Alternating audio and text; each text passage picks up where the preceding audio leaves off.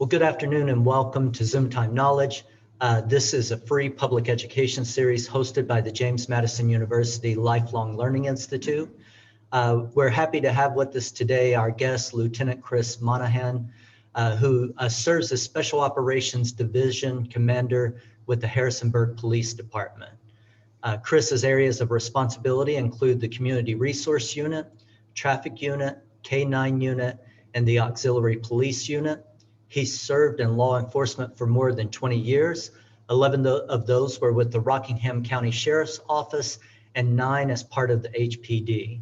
His assignments have included patrol officer, patrol corporal, patrol sergeant, drug task force agent, community resource officer, SWAT team leader, and special operations lieutenant. And we're fortunate to have Chris with us because today's presentation is about community outreach within the HPD. And Chris has designed the presentation to give you a little bit of information about the community outreach programs, but then we're going to open it up. A part of community outreach is listening to and interfacing with the public. And Chris has deep experience with both, as I mentioned, the Sheriff's Office and the HPD and various roles. So he'll be well prepared to answer any questions you have about those various programs, having served in many of them himself. So Chris, with that introduction, I'll turn it over to you. You can provide whatever you've prepared for us by way of telling us about the community programs, and then we will extend microphone access to our guests here who are joining us today. Great, thank you, Rodney. And thank you all for having me and for participating here. I think I always look forward to opportunities to communicate with the public and talk about what HPD does, all the good things that we do in the community, and also get feedback from you. I think it's important for dialogue with the police and the community that we share both what's going good and what's going not so good. As you know, we all have room for improvement, whether it's as an individual or as an agency. And I think getting that feedback from community members, people that have vested interest in having safe communities, people that have concerns about what's going on, whether it's local or nationally, I think it's important to hear those concerns so that we can work through them and talk about how we can utilize our department and part of our mission to create those better relationships. So again, thank you, Rodney. I appreciate this opportunity.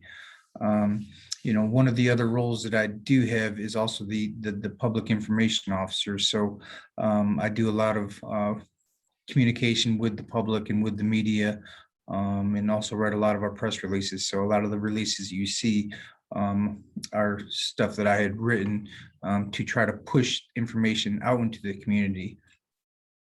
And one thing I think, when going over some of these programs that we do as a department, one thing that I realize is that we need to improve on is that branding, the branding of our police department by talking about more of the positive things that we're doing. We have a lot of programs. We have a lot of things that we have on a day-to-day basis that we're doing for outreach to the community to build those relationships. And we're not really pushing that. The public doesn't know. So when I do these talks and presentations, sometimes somebody said, man, I had no idea you guys did that. So that's a failure on our part, failure on my part. So going forward, I think that's something that we as a department need to focus on, not just being reactive to things that are going on or their questions or concerns, but also being proactive.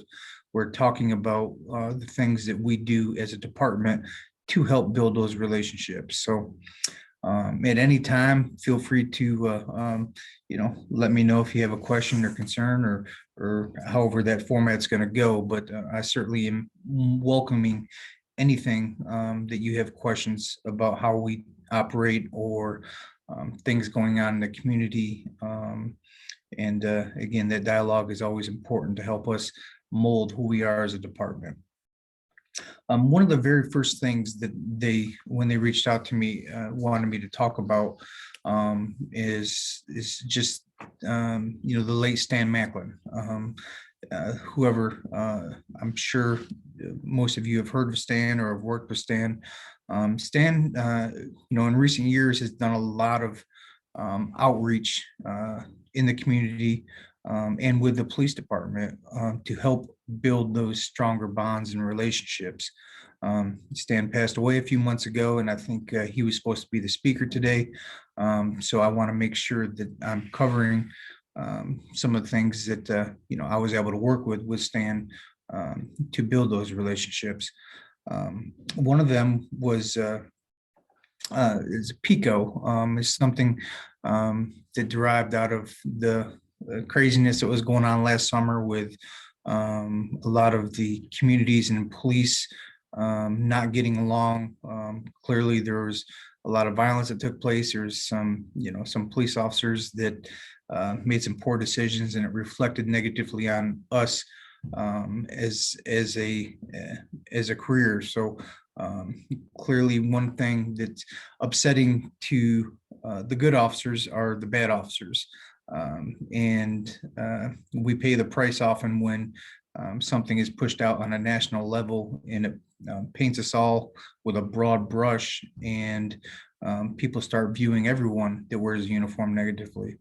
And I think Stan recognized that was what was going on, and he wanted to make sure that our police department was in a good position to open up for dialogue and recognize some of the mistakes that have been made on a national level, and make sure that we're in a position to have better dialogue so they don't happen locally. So one of that was establishing that PICO meeting. So that PICO is the People's Equity Commission of the Shenandoah Valley. So that was a partnership between PICO and the police department to go into different neighborhoods and have discussions. Sometimes they're difficult discussions. Sometimes the discussions get a little elevated, but it's important to have those open conversations about things that are going on so that they can be addressed. We were able to do 3 of those meetings, and before it got too cold, and we were pushing them off to the spring until we pick up where we left off. But the goal of that was to go into 7 districts. Our police department operations is broken down into 7 districts. So we started with District 1 and moved on to District 2 and moved to District 3. We'd set up a location.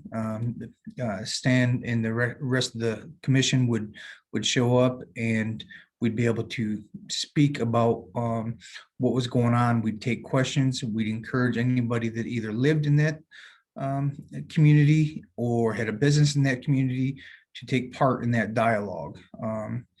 And like I said, we were only able to get 3 of them done, but there were some good conversations that took place.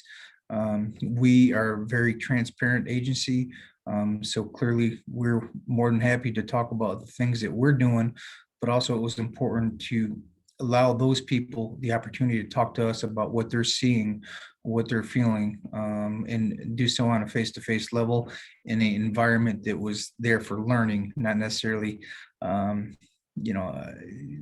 police showing up to handle one situation and then field other questions. It's more of, hey, this is why we're coming. Feel free to prepare and bring your questions, and we can have that dialogue. So that was good.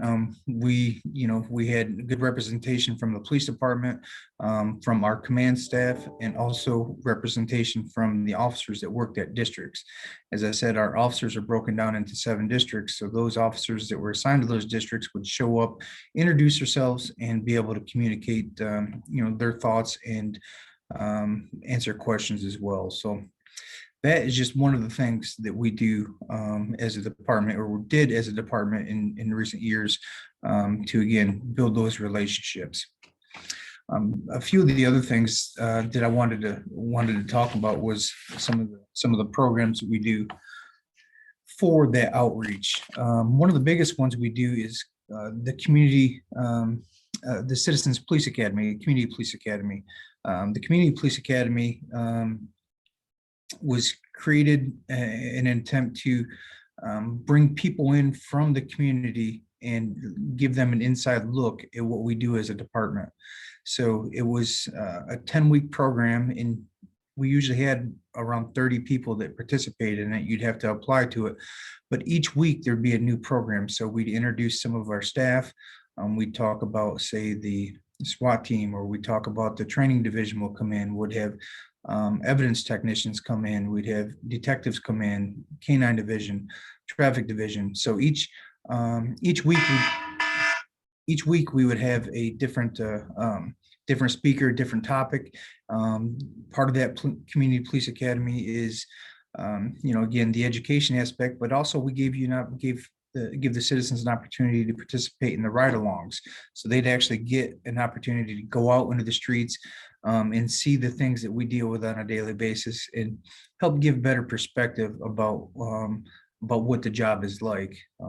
So often, especially in today's news cycle and social media and live PD and all that stuff, you have questions as far as why did they handle it like that? Or, I don't understand this. And that was an opportunity for Police Academy for citizens to go in, see the things for themselves, and ask the officers those questions. So, and again, I know everybody's sick of hearing it, but, we had to cancel it last year, and we're pushing it back this year until we have to push it to next year if we can't get it in. But clearly safety with COVID is a priority.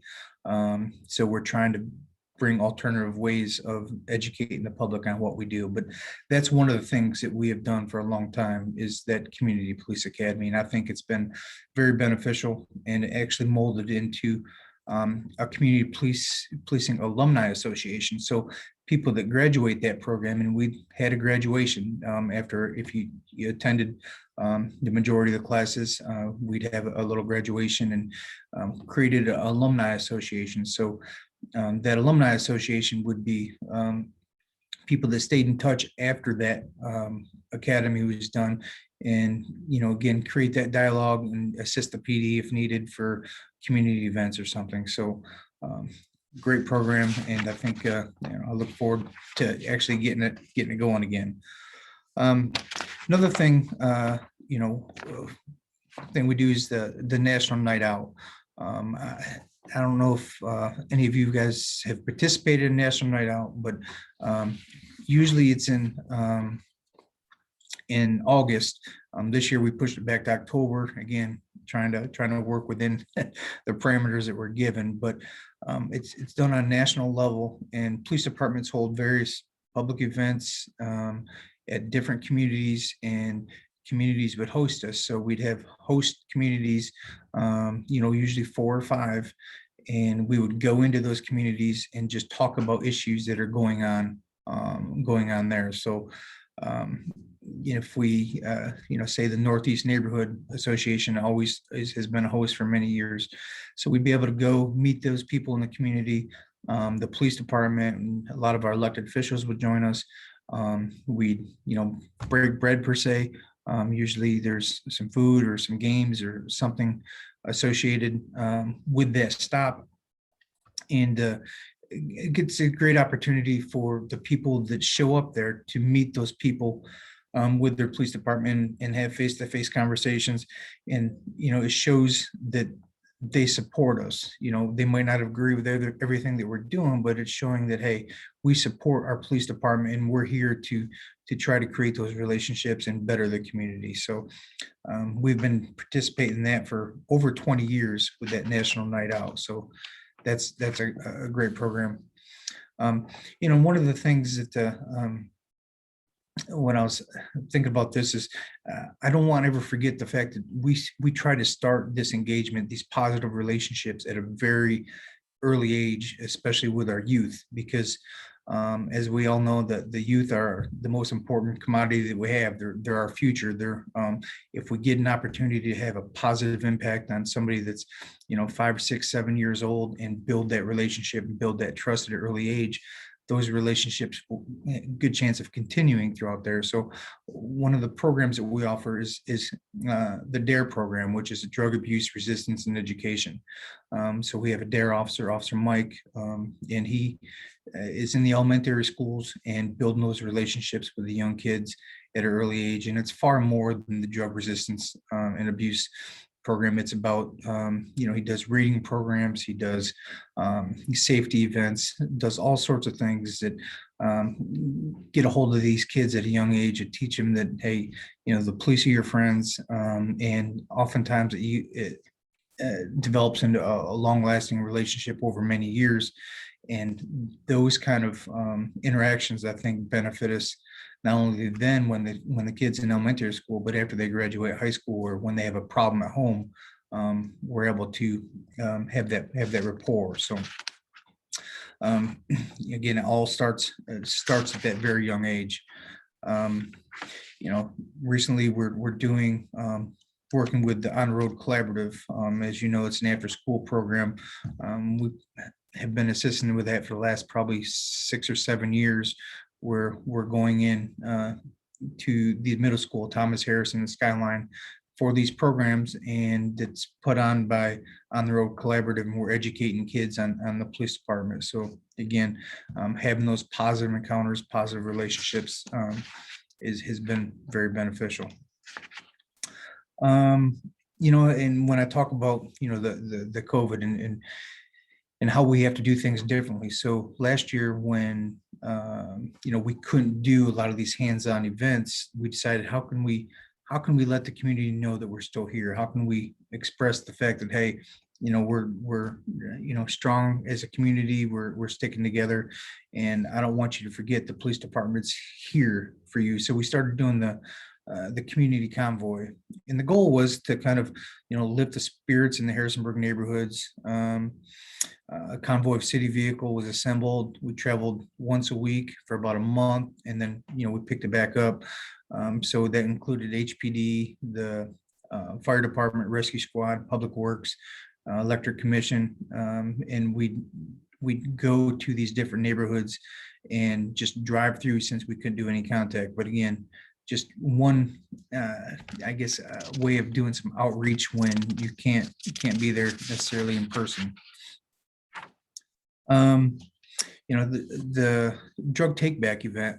I know, again, some of you guys are familiar with that, but DEA sponsors a drug take back event, which allows people the opportunity to drop off any unused prescription medications.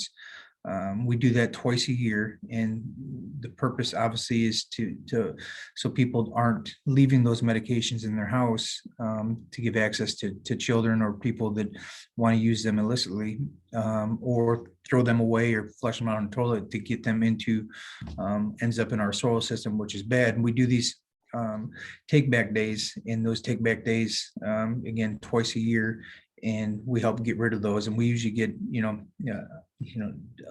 probably, I think sometimes 70-80 pounds worth of unused prescription drugs that we're able to take off the street. So and this year we started a partnership with that, another outreach thing we do with the Future Latino Coalition. So as we all know, especially with the Latin community, there's a lot of distrust for the police.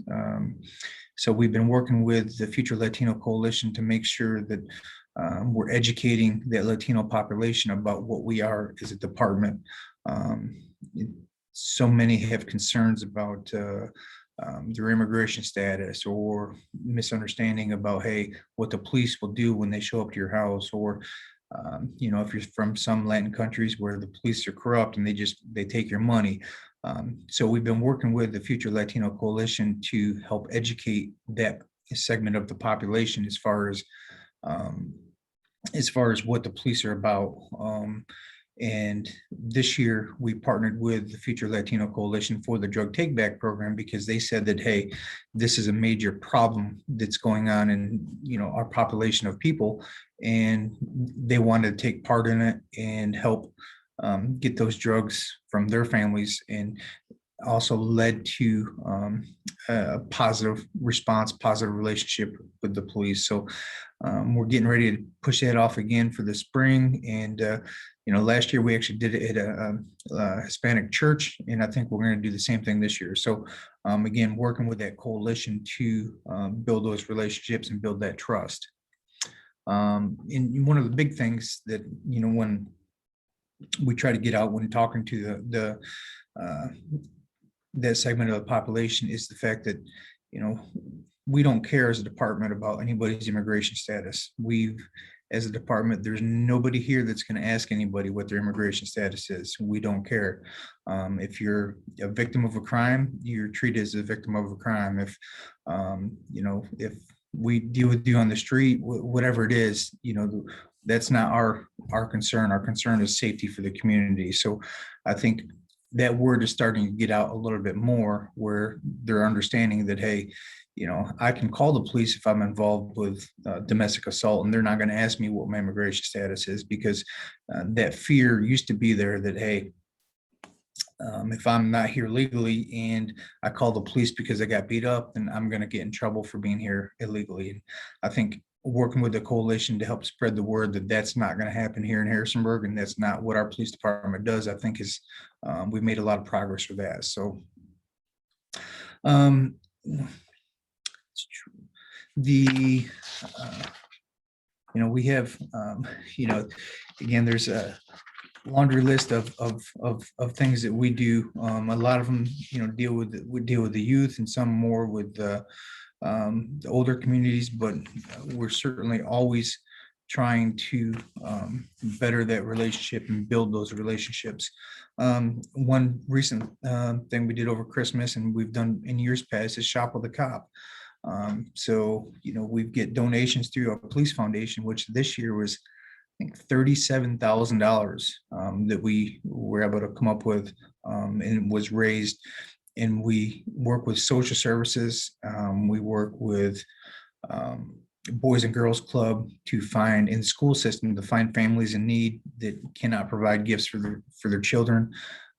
So they give us the names and what the children want. And this year we actually went and shopping for them. Years past, obviously, we take them shopping at the mall or Target or something and let them pick them out. So this year we got their gift ideas, and we actually went shopping for them, and then we did a convoy to deliver the presents with Santa Claus. So that, along with the Secret Santa, where we're handing out $100 bills to people that could definitely use it, that's, again, $37,000. So I think we got a really good response out of that this year. So when talking about the relationship building and talking about what we do as a department, I mentioned it briefly earlier, but transparency. I think the transparency is one of the most important things we can do as a law enforcement agency. And some of the things that we have done is, we're well ahead of the curve with the body-worn cameras. Body-worn cameras are a way to not only help us in a court case with something that happened in real life, but also hold us accountable as a department and as an officer. So a lot of times there's information that gets out, or there's a story that leaks, and whether it's true or not, is sometimes the wrong story gets out. And thankfully, with the body camera, I think that shows everybody what actually happened. So I think both accountability and transparency is good with that sort of thing. We've put a lot of our policies and procedures out available on our website. So you can go to the website and see some of our policies, most of our policies, as far as what we as a department and an individual are required to do. So I think that's a kind of I guess, executive summary of some of the things that we do as a department for outreach. There's a lot more programs that we are involved with, but I think it gives you, I just wanted to at least paint a picture of some of the things that we do to try to engage and to do some outreach. But I want to open it up a little bit now and just maybe hopefully get into some dialogue. I know, hoping there's some questions, whether they're follow-up questions related or unrelated. I'd be happy to answer them. So. Thank you, Chris. As we open it up, some people will raise their hand using the virtual icon like Sandy. We're going to start with Sandy with her question, but you don't have to do that. You might not know how to do that. So we'll just take turns responding, but if you would like me to ask your question for you and you don't wish to speak, feel free to use the chat window. I have a few questions queued up that I will read to you, Chris, so you don't have to monitor that. But Sandy, Okay. let's go ahead with you, and then I see Bud is next. So I'm going to ask you to unmute. We'll get you unmuted.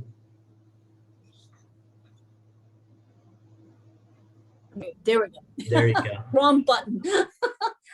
Yes, as a department, you've talked about what you're doing for the community, but I was curious of what is the community doing for you as and your fellow police and law enforcement officers, because you guys, deal with some of the worst parts of society. You also deal with very stressful one-on-one situations.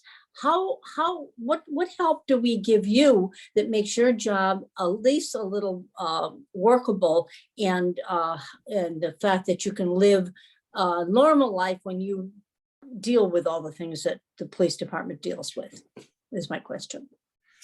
Yes, Sandra, that's actually, I thank you for that question, because that is a growing problem in law enforcement everywhere right now, is the mental health of police officers. So when you talk about the things that you see every day, the additional pressures of what's going on nationally and how people view you locally, it is the best thing that people in our community can do is just let us know that you support us. Let us know that you understand that we're good people doing this for the right reason. So I think that is something just based off even what you said of understanding the difficulties that we face each and every day, and simply saying thank you. Around the holidays, especially when COVID first took off, or around holidays, we get a lot of letters, we get a lot of cards, people dropping by goodies, just to say their appreciation. So I think just showing that appreciation or saying that appreciation is something that keeps the spirits up and keeps us understanding why we do this job. Because if you do this long enough, some days you wake up and say, what in the hell did I get myself into? Or do they not know what we're dealing with, and why would people think so negatively on us? So the biggest thing that I can ask is just maintaining that, and also sharing that. So when somebody might not maybe having a conversation about law enforcement in a negative way, maybe just bringing that up to them, that, hey, maybe we need to put ourselves in their shoes once in a while to get a better perspective on what they're dealing with. And maybe that's part of the reason there's some of the issues going on right now. But do they give programs though? Do you have programs that our government, whoever it's under, actually gives? And if you make available to these programs, are you then demified? Because you know what I'm saying? Sometimes psychologically, if you admit, hey, listen, I'm having a problem, this could be a problem for you in your workplace.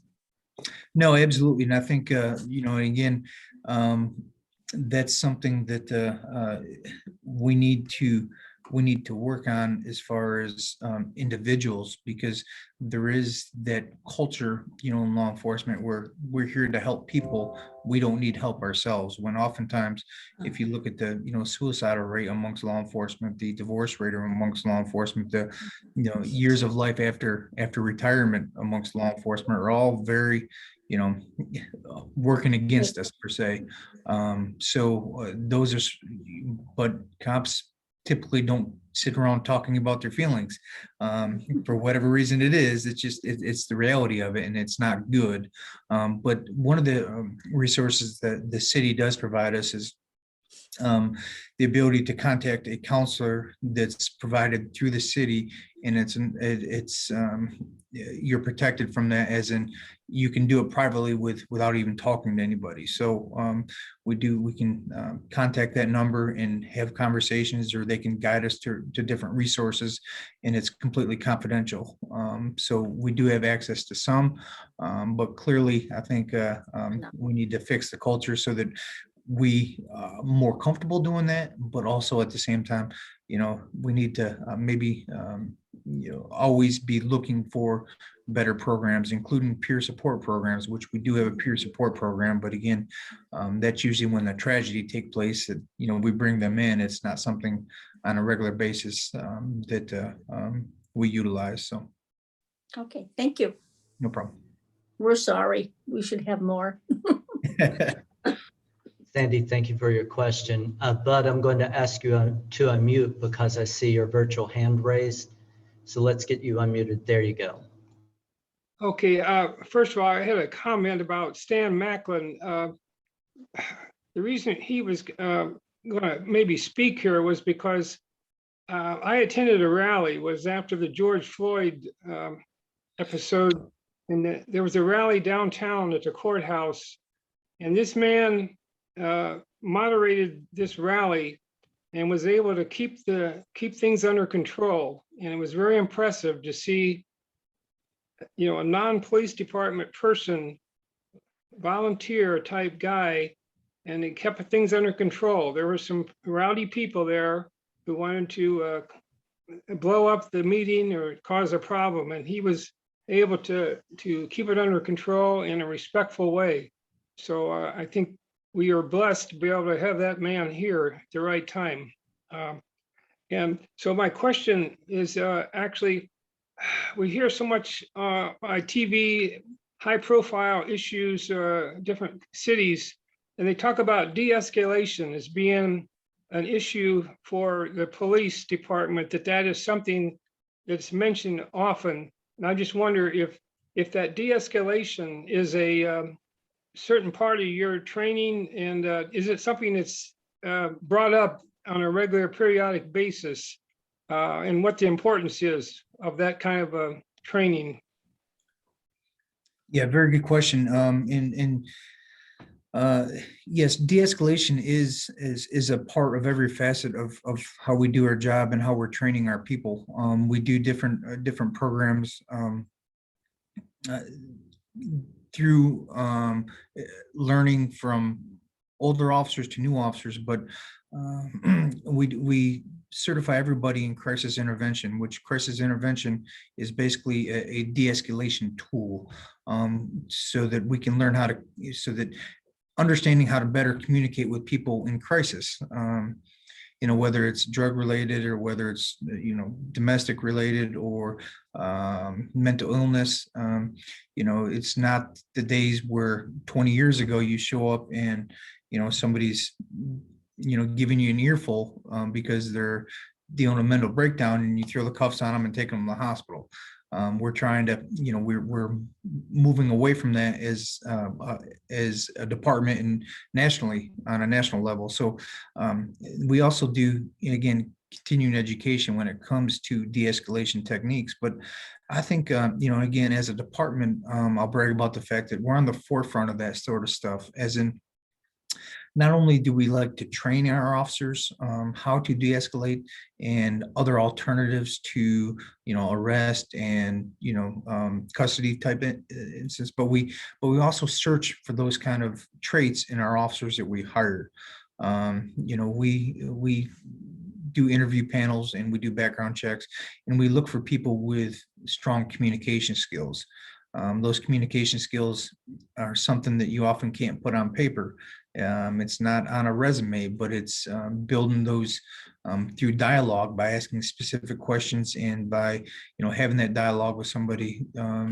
We recognize the importance of that in our hiring practices. So, and again, when you talk about police in general, we're moving away from the mentality of you need somebody big and strong in there that can, go fend for herself, to the guardian. Our job as a police officer is to not only keep people safe, but to make sure that we're getting people to the right resources so that, they can actually resolve issues going on, rather than just locking them up and wait till they get out and deal with the same problem. So it's about pushing people towards the right resources, and a lot of that is done through de-escalation techniques and alternatives to incarceration and hospitalization. So, But I want to thank you and Chris both for recognizing Stan Macklin. We were saddened to hear about his passing in early January. And Chris, thank you again for, once we learned about that, stepping in and during your presentation, just acknowledging and recognizing his contributions as an activist and as a leader to the Harrisonburg community. I've got a few more questions here in the chat window. We'll start with the easy ones and then we'll build our way up. And we're going to take others just from people verbally, but let's start with the simple one here. Anne asked, do you have dates for the drug take back event, the next one? And then Chris, if not, what months do those generally happen? I don't have the dates. I know the dates have been released, but I don't have them in front of me. But I want to say it's in May this year. And what we do is we'll push out a press release and we'll put it on our social media page to try to make sure that everybody is aware of it. So, so I think it's May, but don't quote me on it. Okay. There's another question here, and I'm going to rephrase it a bit to make it more open-ended. There's a question from Pat about programs dealing with people with disabilities. And I want to broaden that to say, one, do you have programs? But two, are there any special concerns about protecting and policing people with disabilities? Do you approach that population differently when you're on the scene or responding to a call? I guess the term disabilities is pretty broad, but at the same time, you know, when if we're aware of a disability on the front end of things, sometimes you can you know, get resources on its way to say it's with, you know, autistic individual or a elderly person that's you know, that's going through dementia, those sort of things. If we know, we begin to learn who those people are, and we will, you know, kind of cater our response to make sure that we're fitting those needs. A lot of times, you know, we know, you know, a family member of that individual, or a lot of times we know that we have a certain officer who's better with more skill set with dealing with somebody with autism. And has received additional training for something like that. And we try to make sure that we're putting the right person in the right place to be able to respond and deal with those situations. But you know, ultimately, when any officer shows up or responds to a call, you know, the goal is to resolve things peacefully and to the best ability that we can. So that foundation is always going to be there. But any additional training or information we get that we can utilize to help resolve that issue is obviously beneficial. But so to answer your question, we do receive specialized training in certain aspects, but clearly we not in everything. So as long as you have that strong foundation of understanding how what our mission is and how we can keep people safe while also solving the problems. So. Thanks, Chris. And I asked that question just after Bud's comment, because we can imagine, and we've read news stories where not knowing sometimes leads to dramatic and quick escalation of a situation that can already be tense. Dee, I see that your virtual hand is raised. Let's get you unmuted. So let's go ahead and do that. And then once I see your microphone, there we go. Thank you, Rodney. Lieutenant, it's so nice to have you here today, and I'm disappointed that there aren't more people on the call because it's wonderful information. I am a happy graduate of the Community Police Academy from 2019. Oh, good. I've been involved in so many alumni activities since then. I just want to give a little ad that it's a wonderful program. I had no idea that anything like that would be available to me as a retiree. I had just moved to the Valley the year before, but I took the LLI sponsored tour of the public safety building, and Officer Mike did the police part of the tour and told us about the CPA, the Police Academy. And I said, you'll see me again. And I applied, and it was a wonderful program. The range of people that were in our class were everything from a developmentally delayed young adult to seniors older than myself, retirees, a lot of JMU students who have interest in law enforcement as a career potentially, and just everyone in between, employees of the city who just wanted to learn more about it. It's a wonderful program. It was so disappointing last year when you had to cancel because of COVID. So I really encourage everybody to consider it, and I look forward to staying involved. One other comment that I don't think you mind the competition about the drug take back program, but there is a box in the lobby of the public safety building that I believe is still open for drug deposits. And there's also a same box in the CVS on Port Republic Road. And I personally have put stuff in that, so I know that is open. So if you can't wait for the date, I know Lieutenant won't mind if there are fewer because you've already sent it in to one of the other boxes. And then one other comment, during my police academy experience on my ride along, I had quite an experience, and the young officer I was with had to make his first death notification subsequent to an accident. And I saw firsthand the peer support group, because before we left the station to go back out on the road after that happened, another officer as part of that team reached out to him in the parking lot. Hey, officer, are you okay? Do you want to talk? It was very disturbing. It was, very upsetting experience. And it was his first. And as Officer Gangloff pointed out to us in the following class, did he get to go home and recuperate and, get some self-comfort? No, we went right back out on the road. So I saw it firsthand. And I also saw Lieutenant Grubbs on the news just last week after the tragic killing of the officer in Page County, speaking to that peer group. And I know that it was important during that period of time. And one final thing, sorry. I live just outside the city in Rockingham County. So I never was sure, how much involvement county and residents, were welcomed. Totally welcomed. I mean, my goodness, I spend all my time as a consumer, for example, in the city of Harrisonburg. So just wanted to point that out as well. So thank you for being here. No question, just comments and pray. Great. And I'll just touch on that real quick. Yeah. And of course, yeah. And we do, when it comes to the Citizens Police Academy, we certainly open that up to county residents as well, because most people are shopping in the city and spending a lot of time here. So we certainly do that. And that peer support group, so when the evening that the officer lost his life, our peer support team they responded up there because, especially in some jurisdictions, they don't have that.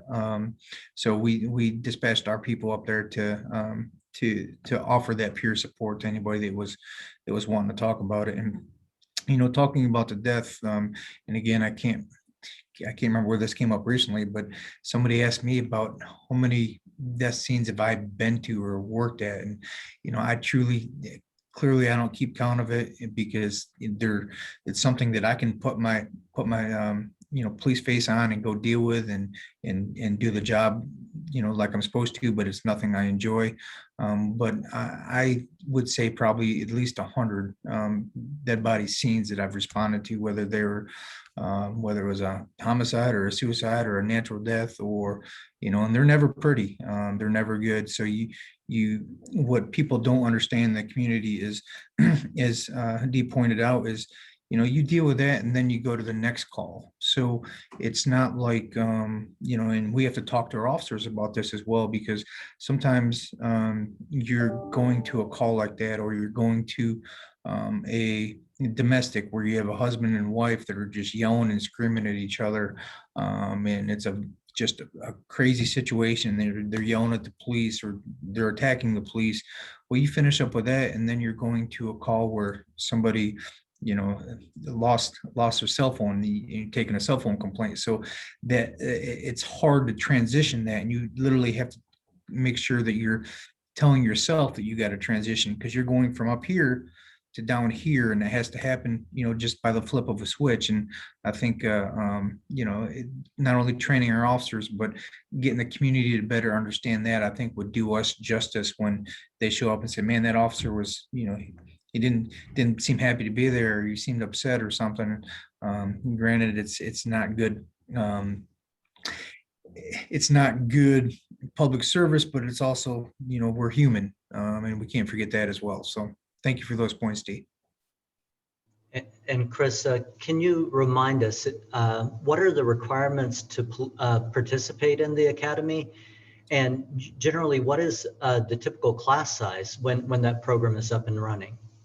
A typical class size is anywhere from 25 to 35, I would say. And the requirements, city or county resident, 18-year-old, and we do have to go through a background check. It's not a thorough one per se, but it's to make sure that, everybody's there for the right reason, and we understand, they're not there to, basically cause harm per se. So, but because we also, I don't know if Dee had the opportunity, but we also allow you to shoot. We take you to the range one day and allow you to shoot some of our guns. So, but part of that is we want the most diverse group of people that we can get when you're talking about cross sections of, race, religion, everything. We want those different opinions. We want those people to see what we do as a department and be able to go out and communicate that. And that brings me to another point, which I can't believe that I left out. But we part of our outreach too is we do have a citizen advisory committee that meets quarterly. So it's a group of citizens that meet at the police department and talk about what's going on in their communities. So and after all those after things turned, I guess, a little crazy last year, we established another group, and it's called the stakeholders meeting. So a group of citizens, and again, city and county, that are stakeholders in the community, as in they're come from diverse backgrounds. You can't send me into a mosque and get information about what's going on in their community, but somebody that leads that mosque, or somebody that leads that church organization, somebody that or a school teacher, or somebody just a local leader, we bring them into the stakeholder meeting so that they can talk about what's going on in their community, in their circle of people, so we better understand as a department how we can engage in a positive manner. So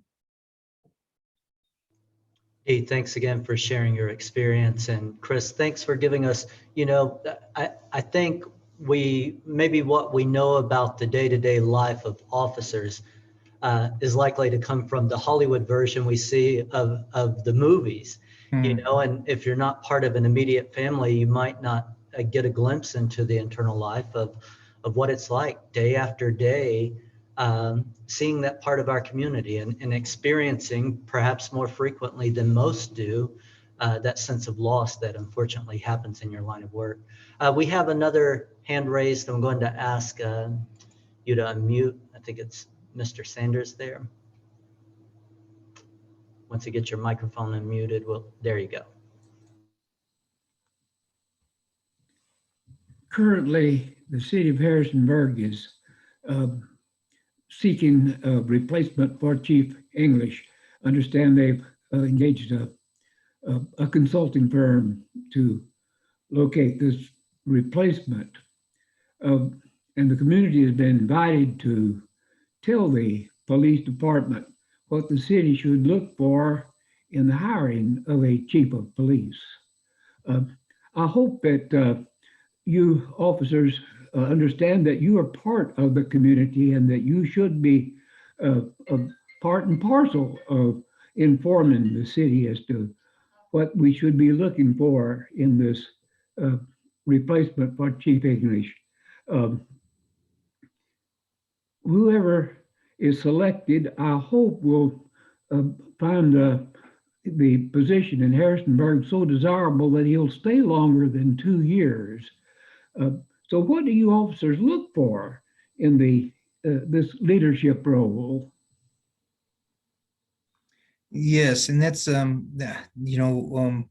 us as and I'll speak collectively as a department rather than not personal opinion per se, but it's been we've gone through a lot of turnover with our police chiefs over the last, I guess, since Colonel Harper, the late Colonel Harper, retired, and I think as a department we're just looking for stability right now. And I think Mr. Sanders brought up a good point where we need to make sure that whoever we bring in is willing to stay a while. And Chief English, man, he was great. He was amazing. Sad to see him go, but he had better opportunity to get back where he was born, or where I guess he lived previously, and his family was there, so it's hard, and there's more money, I'm sure.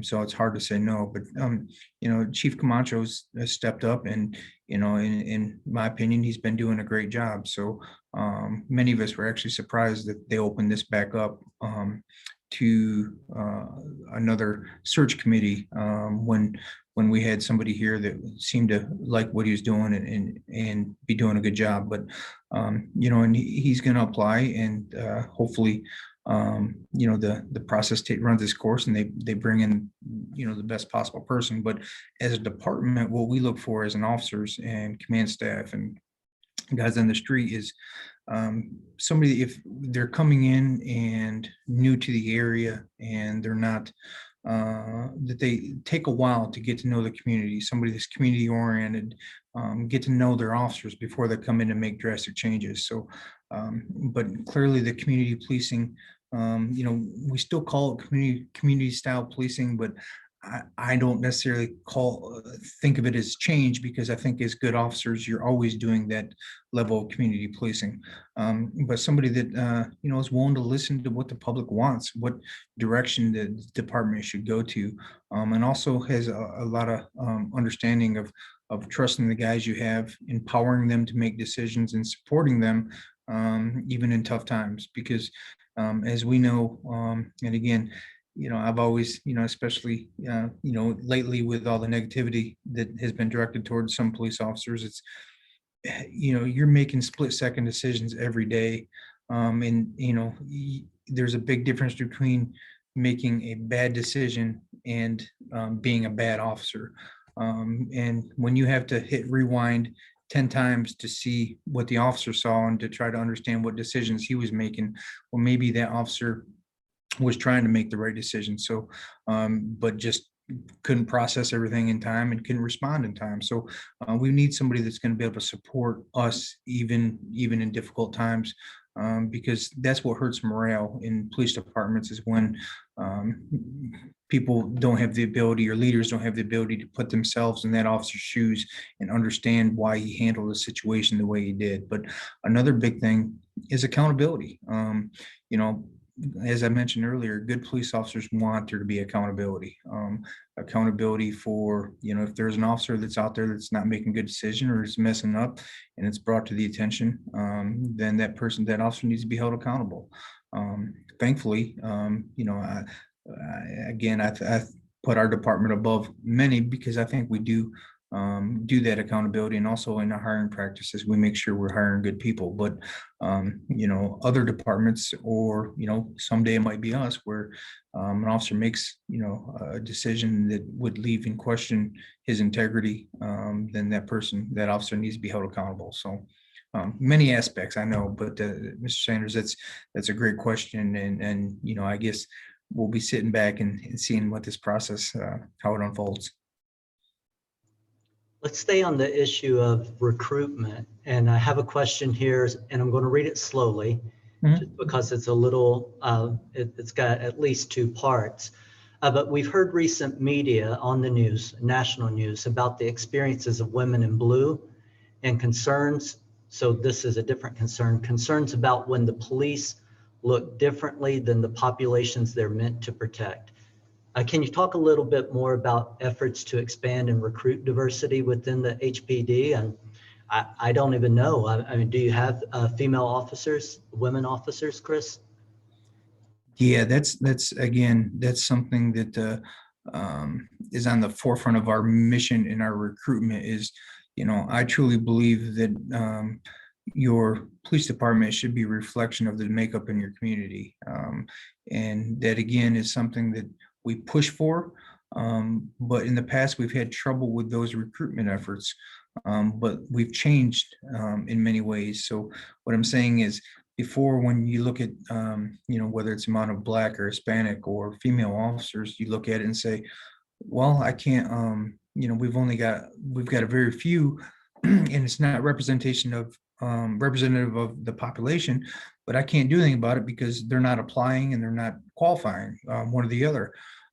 Where that used to be the approach. Now the approach is, we're not going to sit back and wait for and wonder why we're not getting those applications. We're actually doing outreach for those programs. Again, when you talk about the Hispanic population, we talk working with the Latino Coalition, working with we started publishing advertisements in the Spanish newspaper, getting out to those communities, going to community leaders. We talk about it in that stakeholder meeting, talking about the Black population and talking about what do we need to do as a department to get more minorities to apply, so that we can get them properly trained and out in the street. Because I think that's part of the trusting in police. Trust is important, and oftentimes when the makeup of your department is a reflection of the community, you're able to have more credibility to that segment of the community. So the next question follows forward from that, so that's why I've sequenced it this way, and it's the last one I have in the chat window. So after this, I'll open it back up for more live microphones. I think this question acknowledges the fact that we all have biases. Hopefully they're not in the extreme form, but they are there. How do you and the department help officers recognize and control for those biases that they bring with them? Yeah, and that's very difficult. As we know, whether you're talking about implicit or explicit biases, a lot of times, they're implicit because that person does not know that they're there. Whether you look at one situation differently than the other, it's easy to sit back and say, you know what, I don't care, whether it's a man or a woman, I don't care what race they are, I'm going to go into that same situation and respond the same way each and every time, when we hope that they can, but at the end of the day, is there some sort of implicit bias that you don't even know you have, and you put through certain training, or you have conversations to make sure that you're able to recognize that maybe there is something there that you need to look at. Whereas explicit bias is certainly, we have zero tolerance for that.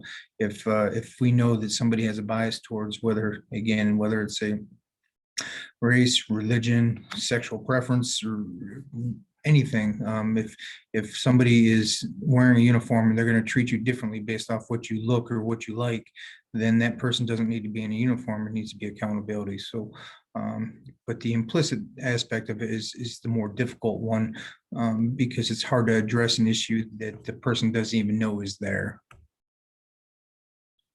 Thanks, Chris. That is the word I was looking for. I said extreme, but I was thinking implicit, explicit. Let me restore microphone access to everyone. I've just turned that on. You don't need to raise your hand. If you have a question, a comment, if you have feedback, you can unmute yourself and speak directly to Chris, and he'll respond. So I'm just going to pause because I don't have any other questions in the chat window, but I do want to make it an open conversation and we have time.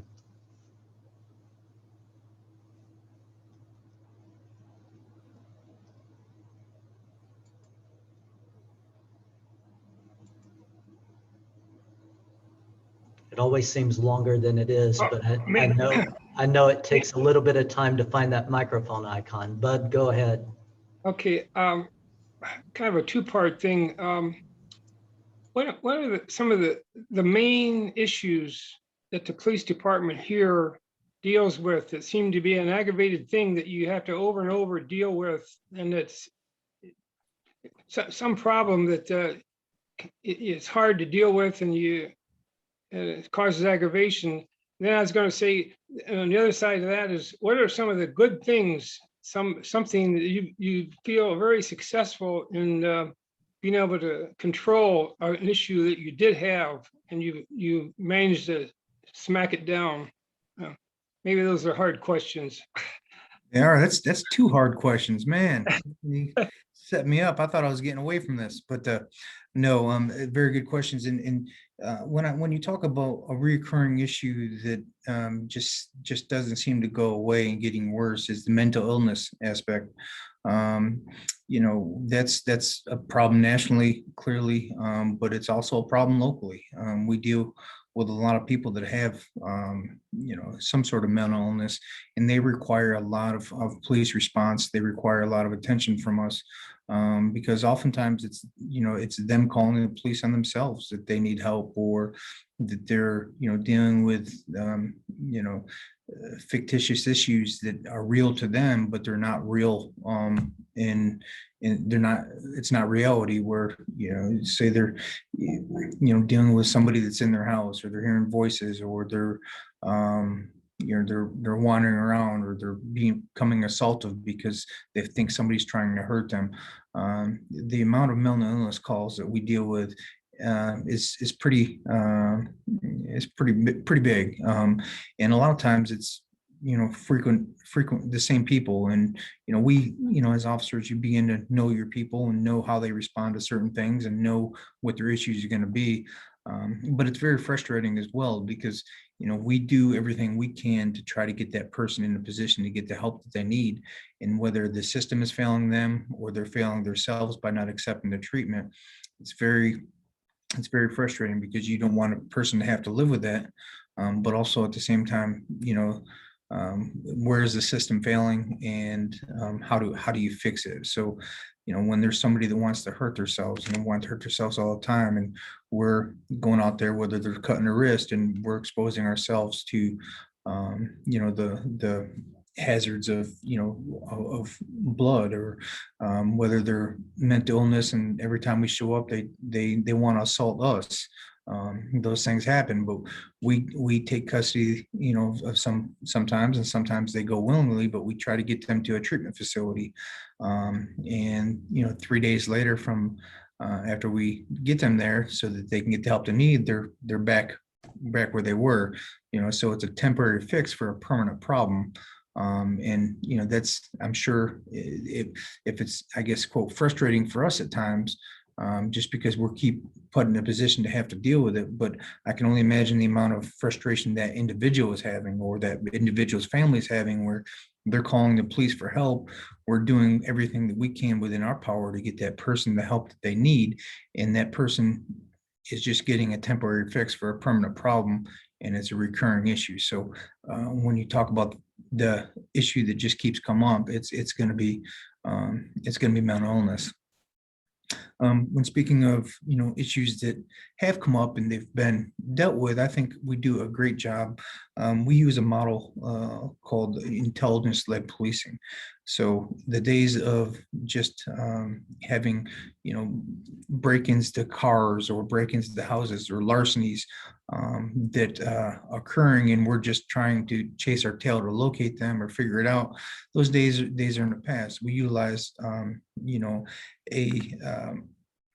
intelligence analysts, so that we can better predict crime, so that we can look at patterns of crime. We can look at patterns of crime based off some known offenders in the area. So we utilize this information so that we can squash issues in a hurry, rather than just hoping we catch them. We actually take those proactive steps with gathering that intelligence, analyzing it, and then acting upon it, so that we can put things to rest early. And I think we've been pretty successful at that, because any of you that live in Harrisonburg around here, it's a safe city for a city its size. And if you look at it, you can't necessarily pick one location in the city and say that's a problem for this, or another location say that's a problem for that. And that's because we're constantly evolving as a department to change our tactics, change our techniques, build relationships to solve these problems, to make sure that everybody is getting the quality of life in their community. So. And Chris, I think that's reassuring. Someone who's been in law enforcement locally for almost 20 years, and congratulations on that anniversary, to reflect back to this group about your perspectives about the community. You know, I would have thought, like, just from hearing you speak today, in the back of my mind, I was thinking, how does your perspective of our community differ from someone who's not daily responding to, you know, elevated issues, crises? You know, we don't see that day to day. Hopefully we don't see that in our life and in our neighborhoods. But you do, you respond to some of the most challenging situations in our community. And I would imagine to hear after 20 years that you still think from your perspective that it's a safe and living up to its moniker of a friendly city, I guess I should say, which we all see. And if you're new residents of Harrisonburg, you may see that on the signs, and we hope that continues to be true. Lieutenant Monahan, at this point, I just want to thank you. I know leading up to today's presentation, as we talked over the past 2 weeks, confirming dates and times, your schedule is much more fragmented than anyone else's, I imagine, on this call, responding to things and never knowing what situation is going to arise. So thank you for carving out and protecting this time. And thank you for your public service in protecting our community. It's been a pleasure having you today. And I appreciate you allowing us to record this presentation so that the people who couldn't join us can view it for later playback on our website. Thank you, Rodney. And again, thank you all for the good questions. And I hope it was as informative to you as it was to me. And I look forward to, you know, being here if you need anything in the future. All right. And friends, those of you joining us, Thank you for your service. Thank you.